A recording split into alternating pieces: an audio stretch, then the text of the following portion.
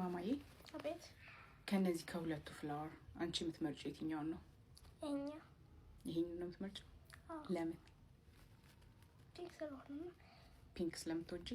ፒንክ ነው እኔ ፐርፕል ነው ማለት አይኛ ቪሌት ስለሚሆን አይኛ ደግሞ ዝም ብሎ ነው። ኦኬ ይሄኛው ስለማያምር ነው ይሄኛውን የመረጥሽው? ያምራል። ይሄኛው ቆንጆ ፍላወር ነው አይደለ? ሁለቱም ቆንጆ ናቸው። ግን አንቺ የቱን መረጥሽ? ይሄኛው።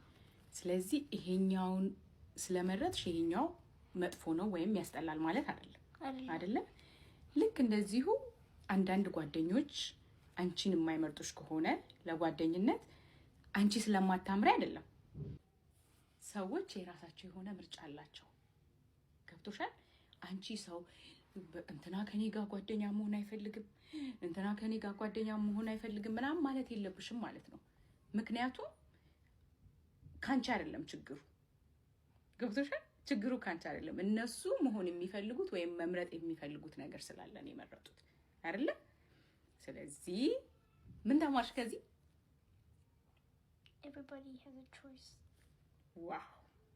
ስለዚህ ሁሉም ሰው የራሱ ምርጫ ስላለው ነው እንጂ ከሰውየው ወይም ካንቺ ችግር አይደለም ማለት ነው። ስለዚህ በህይወትሽ ዘመን ሁሉ ገብቶሻል? ሁልጊዜ ማወቅ ያለብሽ ነገር አንቺ ቆንጆ እንደሆንሽ፣ ጎበዝ እንደሆንሽ፣ ጠንካራ እንደሆንሽ፣ ተወዳጅ እንደሆንሽ ነው። እሺ?